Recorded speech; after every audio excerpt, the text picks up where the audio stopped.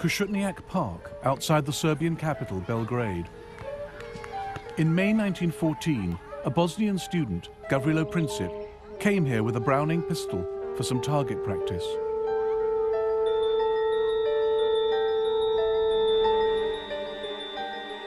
Princip was 19 years old. According to his instructor, he was not a very good shot. Other students were much more confident. Whenever Princip missed the target, people standing around would laugh at him. That would drive him to tears. Out of sight in the forest, he had a chance to get his eye in, shooting at trees. His ultimate goal was far more ambitious. I am an adherent of the radical anarchist idea, which aims at destroying the present system through terrorism. In 1914, Princip's wish was granted.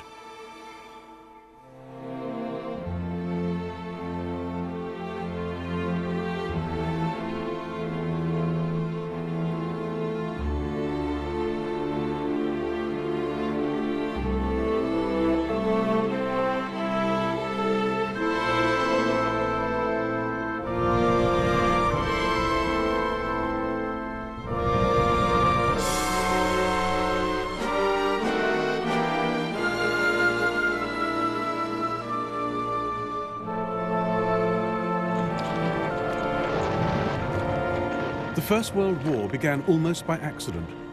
It ended just as strangely. In between, it was more destructive than any war had ever been. More British, French and Italian soldiers died in the First World War than died in the Second.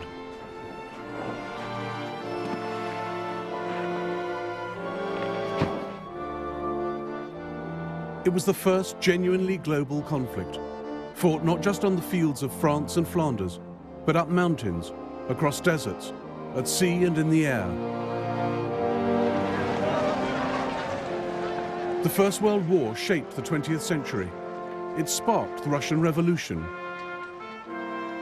It launched America as a world power. The fault lines from its failed peace settlement led the world to a second terrible war barely 20 years later, then to the Cold War. But the ideas the men of 1914 fought for still shape our world today. Nationalism and democracy, the rule of international law and the rights of nations. Now, after the collapse of communism, the European map resembles the one redrawn by the First World War. We live with its unresolved, bitter consequences in the Middle East and the Balkans. And it was in the Balkans that it all began, nearly 100 years ago.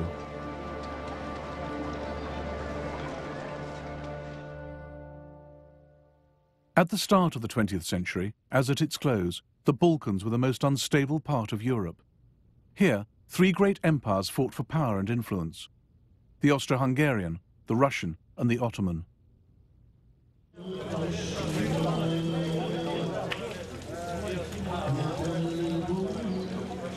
For hundreds of years, the Ottoman Turks had the upper hand. Serbia, Bosnia, Albania were under their control.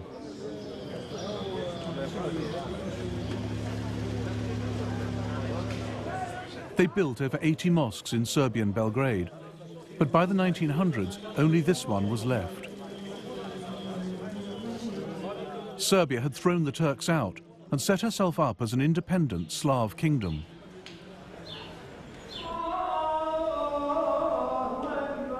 But right on Serbia's border was an even greater challenge to Slav nationalism: the Austro-Hungarian Empire.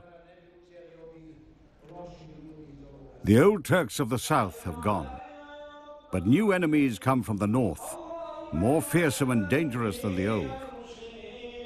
They want to take our freedom and our language from us and crush us.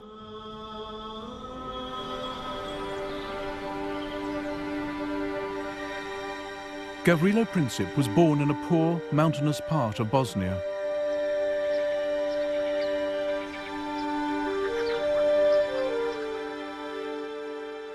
His house was destroyed in the Balkan Wars of the 1990s.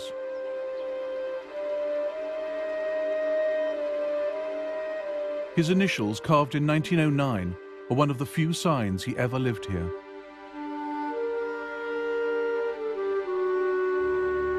The year before, control of Bosnia had been wrested from the Turks by the Austro-Hungarians, the enemy Princip wanted to destroy.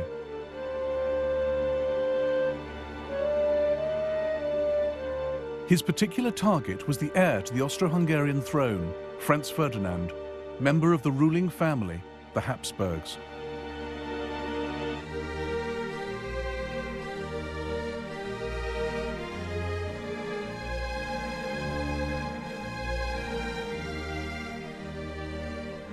That extraordinary empire, known as the Austrian-Hungarian dual monarchy, is less an empire, or a kingdom, or a state, than the personal property of the Habsburgs, whose hereditary talent for the acquisition of land is recorded on the map of Europe today.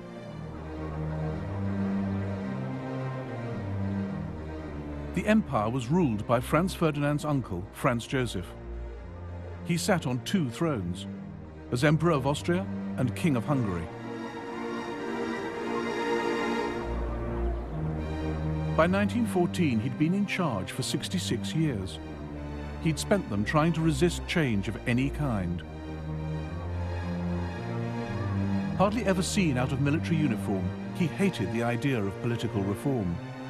As he told US President Theodore Roosevelt, "You see in me the last European monarch of the old school."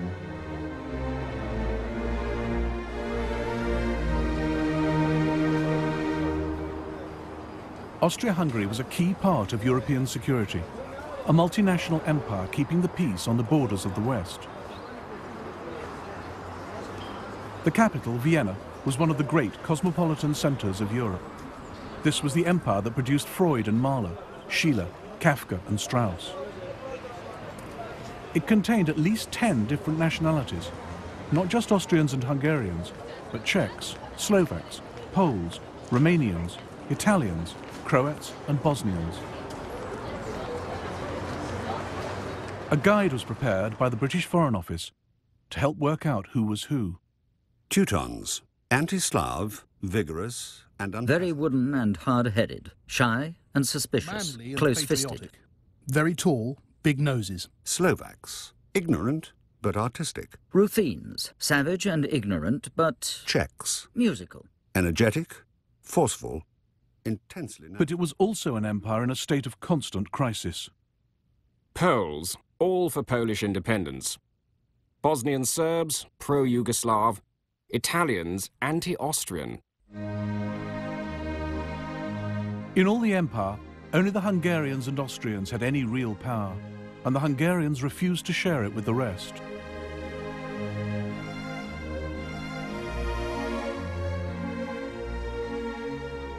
For countries like Serbia, Austria-Hungary was the prison of nations, a repressive, undemocratic state that ground small peoples under its heel.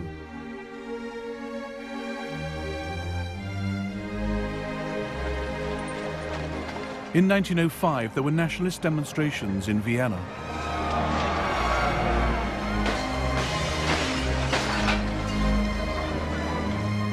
In 1912, there was rioting in Budapest.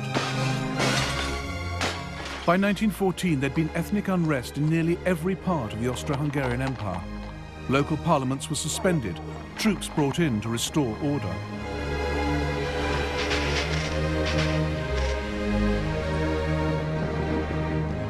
Austria-Hungary's domestic problems gave opportunities to her enemies.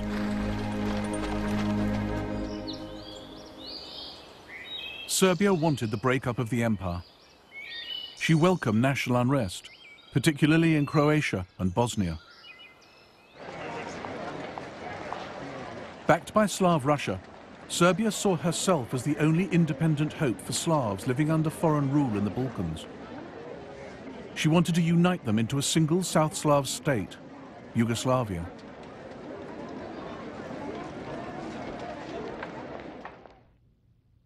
Dragutin Dimitrievich was an officer in the Serbian army. He opposed any kind of friendship with Austria. The blind surrender to Austria's embrace was a most shameful betrayal of Serbian traditions. I realized that Serbia must in full measure become the leader, not only of Serbs, but of Yugoslavia. Dimitrievich believed killing kings could bring political change. It had worked for him in the past.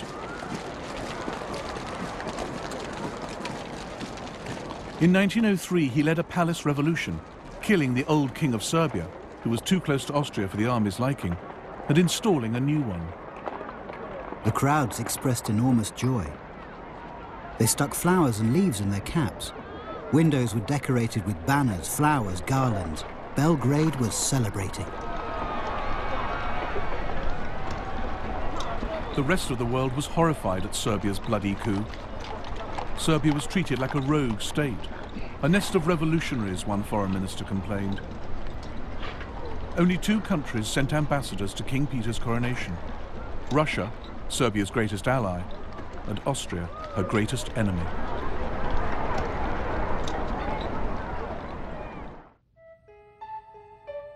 Dimitrievich was also one of the founding members of the Black Hand, a secret military society that used terrorism and assassination to try and establish Yugoslavia. He is said to have sent men to murder Austro-Hungarian military leaders and cabinet ministers. He allegedly tried to kill Emperor Franz Joseph. One saw him nowhere, yet one knew that he was doing everything.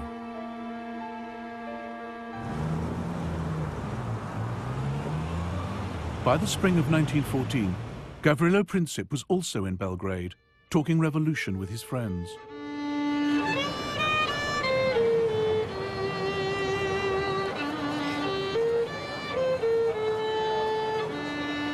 Then the young Bosnians heard that Archduke Franz Ferdinand would visit Sarajevo in June. Here was their chance to match deeds to words. Luckily for them, their plans reached the ears of Dimitrievich and the Black Hand.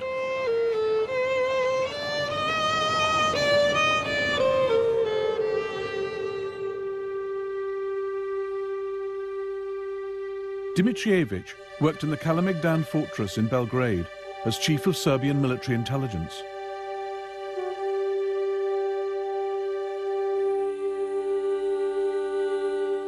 In the spring of 1914, Major Voja Tankasic, also in the Black Hand, walked into his office with a question.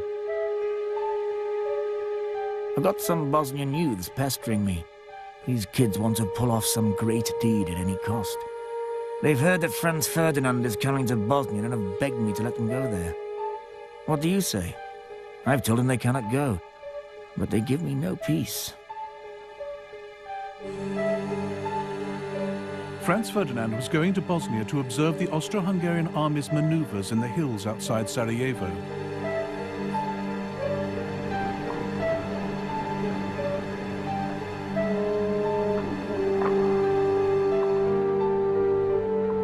As intelligence chief, Dimitrievich feared these maneuvers were a smokescreen, that what Franz Ferdinand really planned was an invasion of Serbia.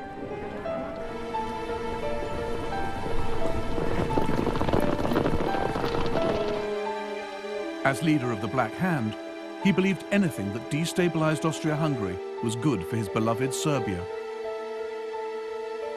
Princip's plan to murder Franz Ferdinand suited him perfectly. Fine, he said. Let him go.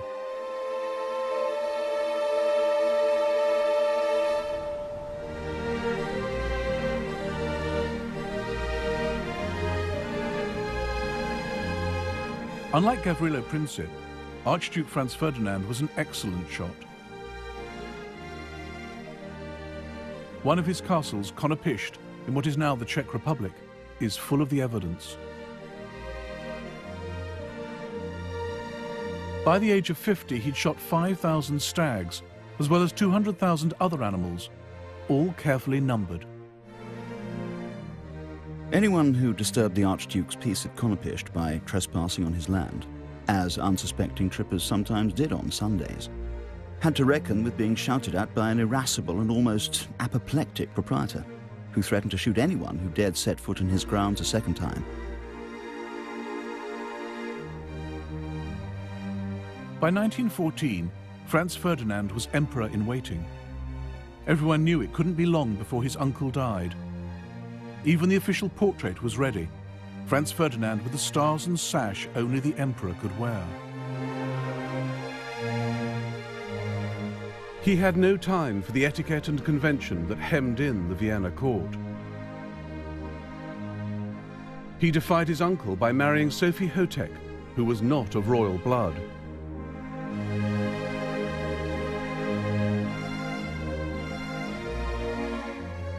The most intelligent thing I've ever done in my life has been the marriage to my Soph. She is everything to me.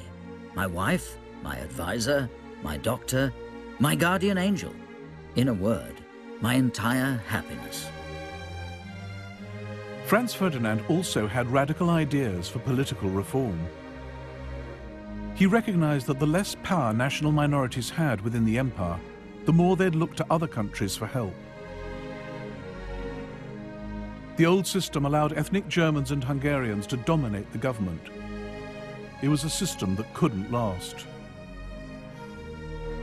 I can't help being surprised that there is any loyalty left among the nationalities after their treatment for so many years past. I must have them with me. This is the only salvation for the future.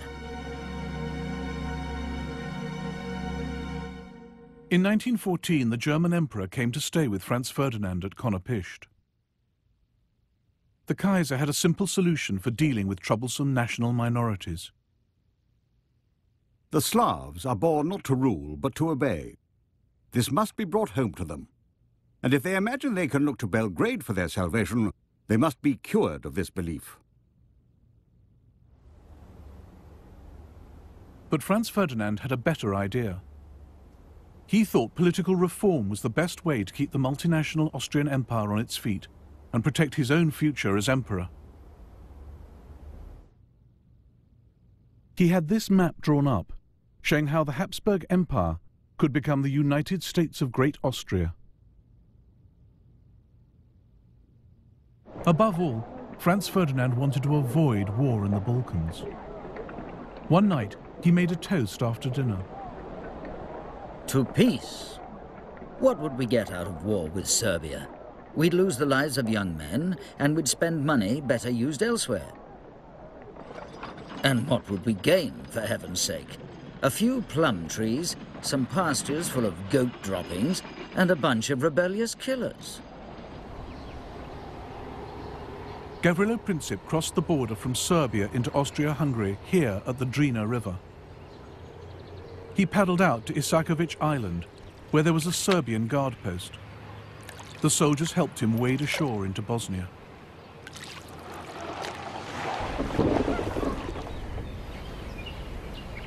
From here, he made his way to Sarajevo, where he met up with 6 others in on the plot. The Serbian Major Tankasic had supplied them with 4 pistols, 6 bombs, and suicide pills in case of capture. They were already in Sarajevo when Franz Ferdinand arrived outside the capital on the 25th of June. They planned to attack him 3 days later as he drove from the railway station to the town hall. One would be stationed at the first bridge on this road. Princip and the others would cover the rest of the route.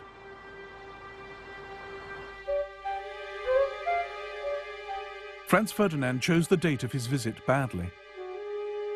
Sarajevo was decked in flags for the occasion, but the 28th of June was Serbian National Day, a natural focus for hatred of the Habsburgs, as the Serbian ambassador to Vienna warned. This will cause much discontent. Some young Serb might put a live round rather than a blank in his gun and fire it. Therefore, it might be good if Archduke Franz Ferdinand were not to go to Sarajevo. But the Austrians laughed off the ambassador's fears. On the morning of the 28th of June, Franz Ferdinand and Sophie arrived by train in Sarajevo. Despite the warnings, security was light. No soldiers lined the streets, just a handful of policemen.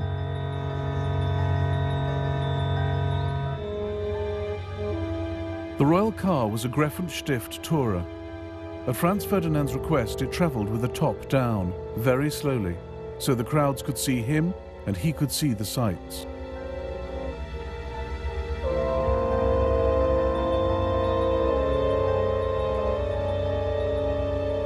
As the procession passed the first bridge, the conspirator there threw his bomb. Sitting opposite the royal couple was Oskar Potiorek. The explosion came immediately after the Archduchess's cry to drive on quickly. I was sure no damage had been done to our car, and the Archduke commented very calmly, "I've always thought something like this might happen." The bomb had bounced off the car, exploding behind it and wounding 2 officers and some onlookers.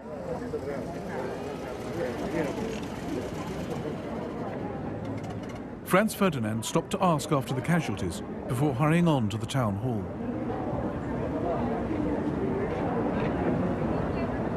There, the mayor of Sarajevo began his official welcome speech. The Archduke interrupted. Lord Mayor, what is the good of your speeches? I come to Sarajevo on a friendly visit and someone throws a bomb at me. This is outrageous. So far, the young Bosnian's plans had gone badly wrong.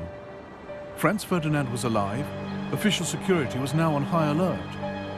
Gavrilo Princip turned to go home, stopping on the corner of Franz Joseph Street to buy a sandwich. Then his luck changed. Franz Ferdinand had left the town hall. He should have been driven straight along the river, travelling too fast to give any other assassins a chance. But his driver took a wrong turn at the corner of Franz Joseph Street.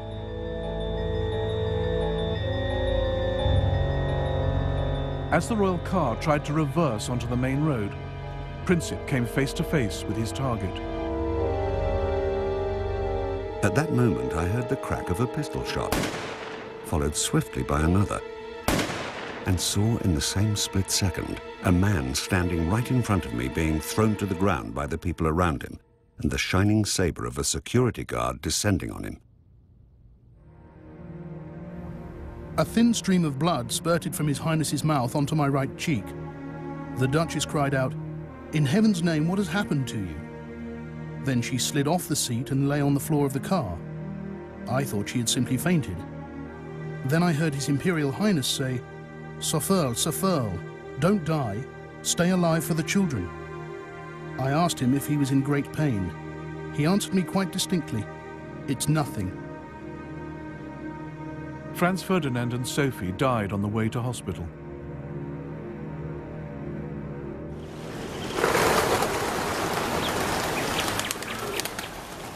The people of Sarajevo didn't know that a clutch of Serbian army officers had secretly sponsored the assassination. But they made the same leap the world did, that Serbia had as good as pulled the trigger herself. The pro-Austrian element in the crowd went wild. The excitement of the moment turned into fury against everyone and everything Serbian. Serbian shops, schools and churches were smashed and looted. The streets choked with furniture, clothes, bicycles, books, even icons and crosses, twisted and befouled, lying in heaps in the gutters.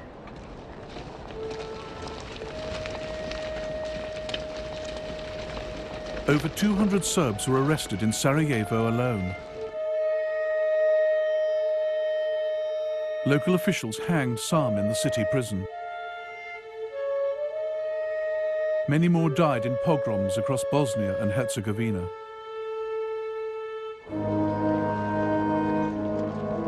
The funeral of Franz Ferdinand and Sophie was held in Vienna on the 4th of July. Oskar Potiorek had already written to the Foreign Ministry, calling for Austria-Hungary to take revenge against Serbia.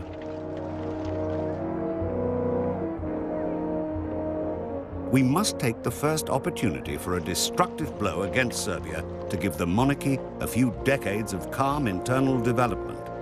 Serbia must learn to fear us again.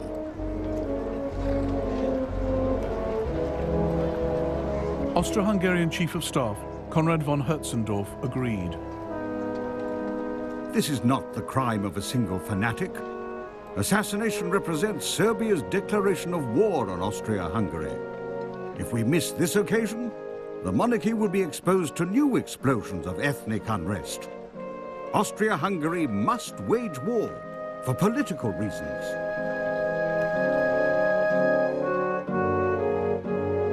In life, the Crown Prince had been a champion of peaceful coexistence with Serbia. In death, he was becoming a cause for war.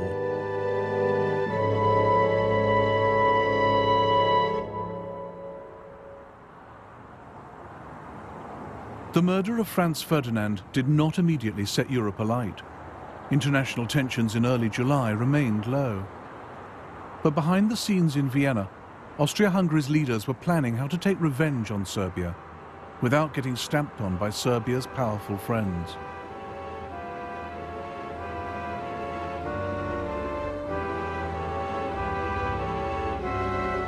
Even before the assassination, Army Chief of Staff Konrad von Hötzendorf had pressed for war against Serbia no fewer than 20 times.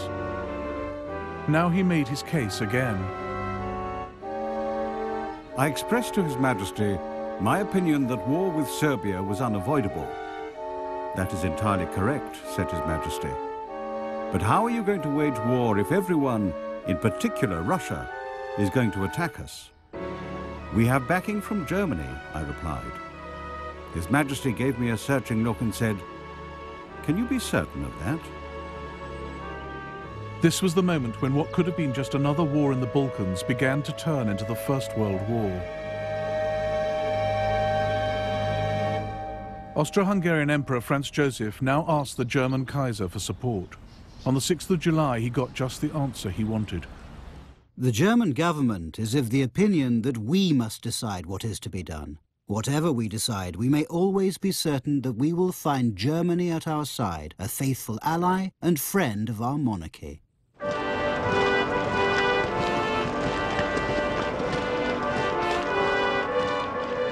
Germany's crucial decision to back Austria was made with no care for the consequences.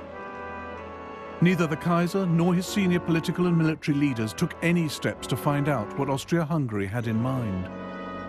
It was an extraordinary oversight, because nothing in the Balkans happened in isolation. Europe was divided into two camps. On one side were Germany, Austria, Hungary and Italy. On the other were France and Russia. War with one could mean war with the others. No one knew how Russia would respond if one of the leading Balkan countries was attacked. She might go to war with Austria to protect Serbia. Then Germany would have to fight to protect Austria.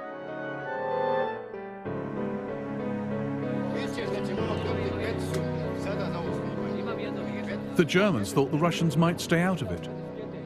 The German ambassador in St. Petersburg insisted Russia couldn't risk war for fear of internal revolution. The German foreign minister decided Austria would quietly settle with Serbia. The German chancellor, Bethmann Hollweg, was almost as confident. The crime of Sarajevo was reprehensible, but politically it would have the positive result of making Russia thoroughly disgusted with the Serbs.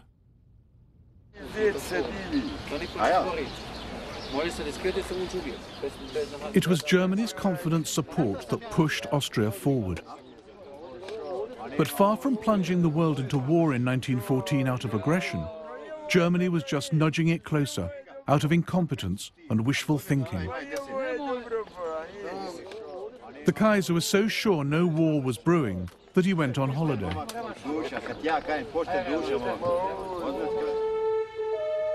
In Sarajevo, the trial of Gavrilo Princip was underway. The court had plenty of evidence to prove that Serbian army officers had helped him. And with Germany's unconditional support, that was enough for Austria. She sentenced Princip to 20 years in jail, where he died in 1918. She sent Serbia an ultimatum.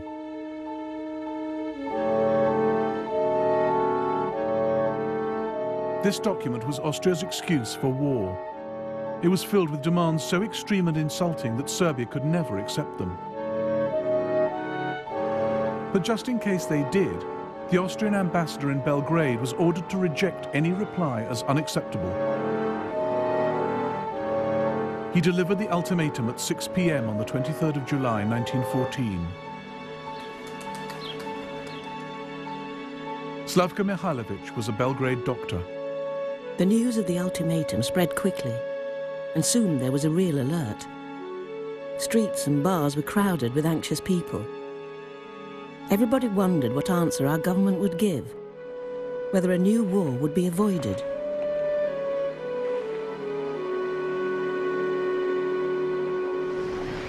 Austria's ultimatum caught the world's diplomats napping. The French government, the French press, and public opinion have been inconceivably surprised. Paris is almost dead. All the ambassadors but one are out of town. The Italian ambassador is in Ireland.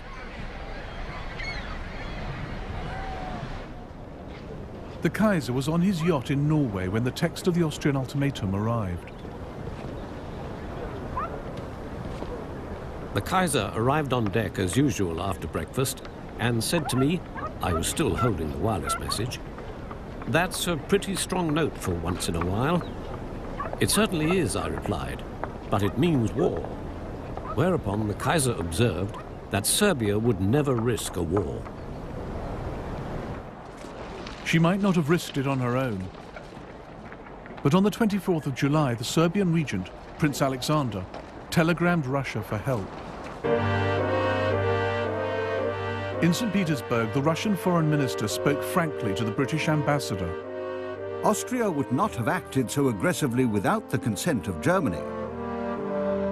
I hope the British government would declare itself on the side of France and Russia without delay. Russia was convinced that Germany was warmongering. On the 26th of July, she called up her reserves. This was the second key stage of the crisis, as Britain's Foreign Secretary Edward Grey warned on the 28th. From the moment the dispute ceases to be one between Austria-Hungary and Serbia and becomes one in which another great power is involved, it cannot but end in the greatest catastrophe that has ever befallen the continent of Europe. Austria-Hungary declared war on Serbia that same day. The first shots of the war were fired from here, the Austrian fortress of Zemun, just across the river from Belgrade. In the dead of night, Major Voja Tankasic had the Black Hand blow the only railway bridge. Windows shattered to smithereens, and broken glass covered the floor. Patients started screaming. Then there was another explosion, and another one. So it was true. The war had begun.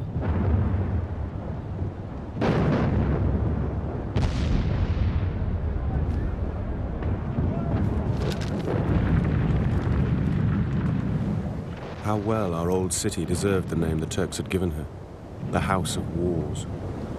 Shells fired from all sides were crisscrossing above her. The Austrians had peculiar weapons, the so-called monitors, little boats armed with heavy guns circling Belgrade like rabid dogs and firing from every direction. It was still only a war between Austria-Hungary and Serbia. And on the 29th of July, as the shells fell on Belgrade, there was a final attempt to keep it that way. A series of last-minute telegrams flashed across Europe. Tsar to Kaiser, cousin to cousin. Dear Willie, an ignoble war has been declared on a weak country. The indignation in Russia is enormous. Dear Nicky, I am exerting my utmost influence on the Austrians. I confidently hope you will help me to... Dear Willie, my troops shall not take any provocative action. But by now the crisis was beyond the control of monarchs or politicians. It was in the hands of the military. From the moment Russia mobilized her army, German generals knew their own clock was ticking.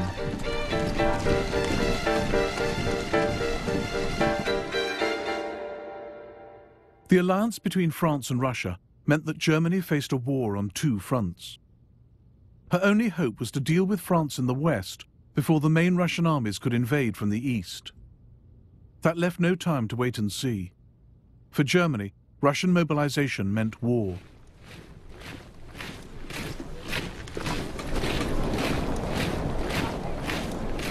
Germany hadn't looked for a fight. Her generals knew a European war would be long and devastating, even for the victors. But if it was going to happen, they thought, better sooner than later. According to all competent observation, Russia will be prepared to fight in a few years. Then she will crush us by the number of her soldiers. Then she will have built her Baltic Sea Fleet and strategic railways. Our side, meanwhile, will have grown steadily weaker. On the 1st of August, Germany declared war on Russia. 2 days later, she declared war on Russia's ally, France.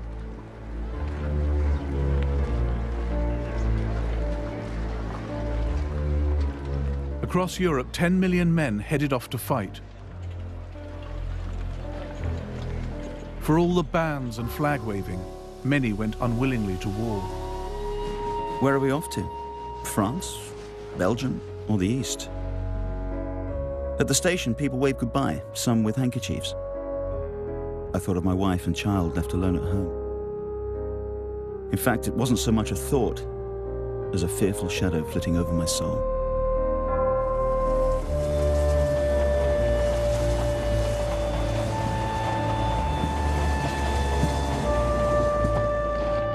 God, how long is this town?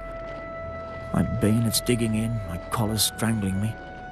But when I look up, I see a pretty girl.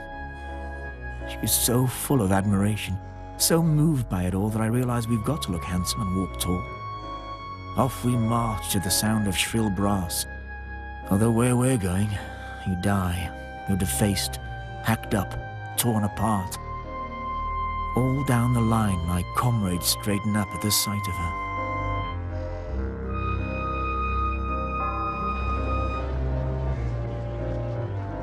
There's great excitement among my comrades. The bachelors are calm, they're even joking about it. Family men are depressed. Some are saying we'll get nothing from this war. We'll get beaten by the Germans. What's in it for us peasant soldiers? Why have we got to fight for some offended Serbs? The leaders had little better idea why they were fighting than the men. They had no lists of war aims. Germany and Austria, Serbia, Russia and France were all convinced they were fighting a defensive war, forced on them by someone else.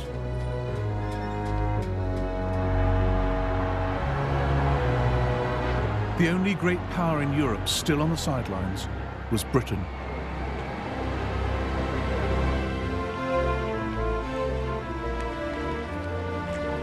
On the 2nd of August 1914, Britain was still at peace, but only just. We've been in a state of great excitement as the reservists are being called up. All the railways are guarded. Everything points to the Great War, so long expected, being upon us. But Britain was the only great power who could not claim she was the victim of aggression. Nobody had attacked her, so why should she fight? It wasn't really to defend the rights of small nations, at least not Serbia, according to the Manchester Guardian. If it were physically possible for Serbia to be towed out to sea and sunk there, the air of Europe would at once seem cleaner. Nor was Britain bound by treaty obligations, as the Foreign Secretary, Edward Grey, assured Parliament. We are not parties to the Franco-Russian alliance. We do not even know the terms of the alliance. But in private, Grey and other leaders knew that Britain had to fight. If Britain stayed neutral, the war would still threaten the country's vast empire, its global trade and security. And Britain needed to stay on friendly terms with France and Russia. Even in peacetime, she was not powerful enough to defend her empire against everyone. In Africa and India, the safety of Britain's colonies depended on French and Russian goodwill. In 1914, Britain feared her friends just as much as her enemies. If we fail Russia now, we cannot hope to maintain that friendly cooperation with her in Asia that is of such vital importance to us. Above all, Britain could never afford to have Europe dominated by a triumphant Germany. If Germany overran the Channel ports, Britain's control of the seas would be under threat. Prime Minister Herbert Asquith took a pragmatic view. It is quite against British interests that France should be wiped out. At 11 p.m. on the 4th of August, Britain declared war on Germany. It was like awaiting the signal for the pulling of a lever which would hurl millions to their doom. The deep notes of Big Ben rang out into the night, the first strokes in Britain's most fateful hour since she arose out of the deep. Every face was suddenly contracted into a painful intensity. It's horrible to think of all the suffering which may follow our mobilization. I suppose the less one thinks of it, the better. We never talk of death and very seldom think much about it. It's when everyone is asleep and you are awake that sometimes you look into the future and wonder. The British government had a war book listing all that had to be done in an emergency. The country's leaders knew war would be a long and painful struggle, a slow, grinding process of blockade, of starving the enemy out. But most civilians had no idea what they were getting into. Across Europe, there was a run on the banks. The war couldn't last longer than a year, the French finance minister told a British general, because the money to pay for it would run out.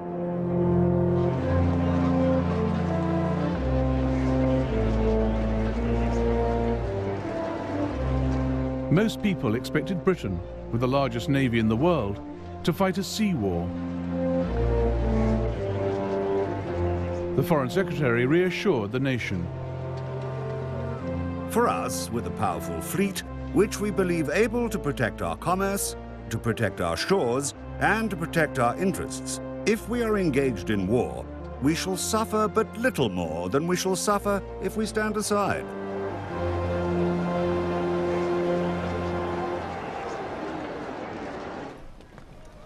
Bert Fielder was a sergeant in the Royal Marines. He reassured his wife. My dear Nell, I don't think this war is going to be half as bad as people expect it to be. You see, it's not a hard job for England, so there's no need to worry yourself. As long as I can keep you informed as to where I am, it'll all be all right. But the weapons with which the world went to war were so new that few had ever been fired in anger. Countries were armed with battleships and submarines less than 10 years old. Nobody really knew how to use them. All the European powers had been stockpiling new artillery, machine guns, explosive shells. But none had fought a major war in Europe for over 40 years.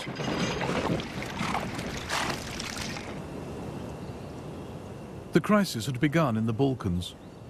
And as the Austrians faced up to the Serbs, the First World War started here as it would go on everywhere else. A war in which old scores would be settled and the rule book thrown away.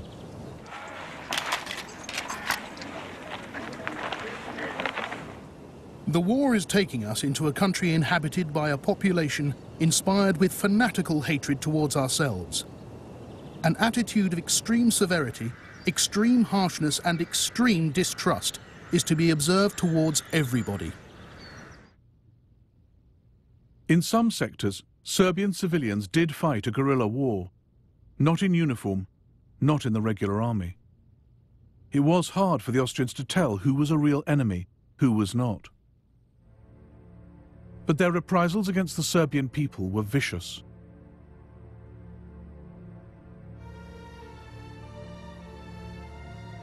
This was a war of nationalities and races, not just against an enemy army, but against whole peoples. In the first month of the war, 4,000 civilians in Western Serbia were killed or disappeared. They burned houses down, looted, raped, killed. 17 people, all women, girls, children tied with rope, dead in a ditch by the road. All of them slaughtered. At 9 a.m., I went to Leznica to get some supplies for the battery. In the town, you could see the atrocities left behind by the enemy.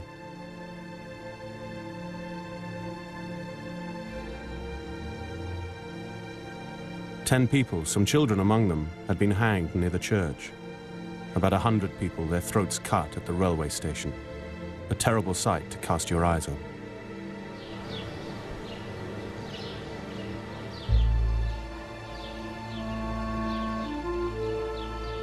At the Serbian town of Prnjava, this memorial commemorates those who died. The Serbian government commissioned a report into the massacres by a Swiss doctor, Rodolf Reiss. The massacres of the civil population were systematically organized by the command of the invading army. It's upon the command that all responsibility must rest, and also the disgrace with which this army has covered itself for all time.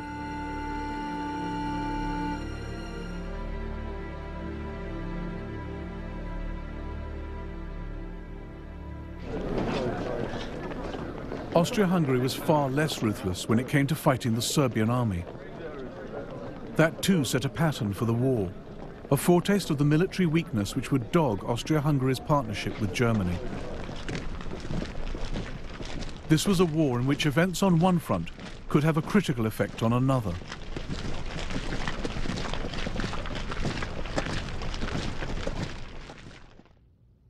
Germany was relying on her ally Austria-Hungary to hold the Eastern Front.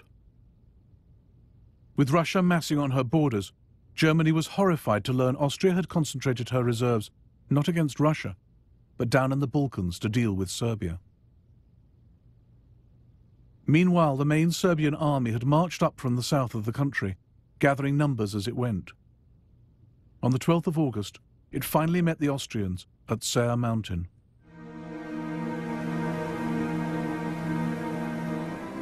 The Serbs had taken up strong defensive positions along the mountain range and waited for the Austrians to walk into the trap. The Serbs surrounded us. The Serbian artillery had the range perfectly. Unluckily, so we were told by senior officers, we had arrived at the Serbian artillery practice area. Laughable. The Serbs easily beat off the Austro-Hungarian attack. We could see the enemy retreating along the river. Their ammunition train left all their carts in the valley and ran away as soon as they were hit by our artillery. A beaten army?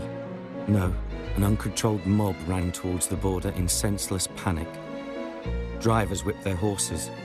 Officers and soldiers shoved and squeezed through between the columns of wagons.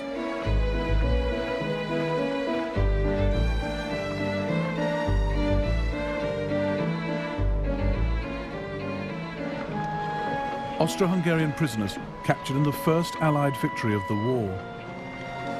Austria had thought Serbia would be a pushover, swift revenge for the murder of Franz Ferdinand. But Serbia had scattered the Austrian army.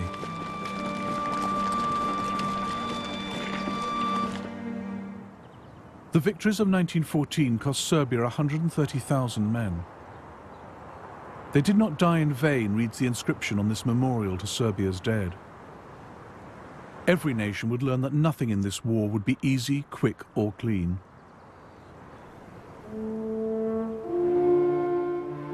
On the Western Front, a French ambulance driver wrote to his son, "Do you ever think of your daddy, walking day and night over ploughed fields and getting very used to shells exploding all over the place? I'd really like to hear from you. How's school? Don't be too quick to learn the geography of Europe. I think it's all about to change."